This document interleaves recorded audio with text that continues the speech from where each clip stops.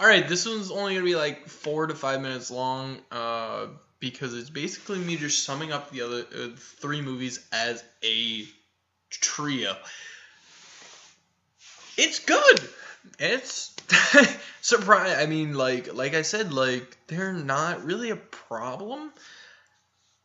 I don't see a problem with them at all. I mean, it's just like any sequel where, other than Star Wars, and I'll explain that one in a second, but for the most part, it's just like anything. You have the main movie, which is amazing, and then you come out with something like Toy Story 2, where you're like, okay, and then Toy Story 3 hits, and you're like, well, this is really depressing.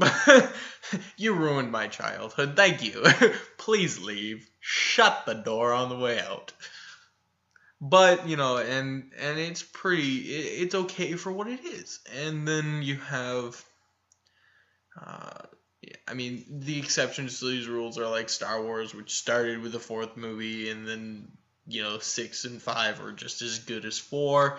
So it's like, oh yeah, all right. So we got ourselves a 5, a soul, and a la, and those are good. But then they don't know how to make 1, 2, and 3. And in my opinion, honestly, I think that they should make Patton Oswalt's version for number 7, Thanos. I can only imagine that, like zooms in and pans in, and like I thought that was pretty cool. If you don't know what I'm talking about, check it out. Batons, I don't know his name. PATTONOSWALT.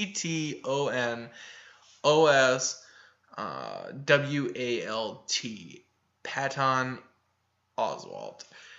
And look up his rant for Star Wars the 7th movie, because it is pretty freaking hilarious. And if you like Star Wars, you like gods, you like superheroes, like it's really good. Check into it, because you'll be like, oh my god, this would be the greatest movie.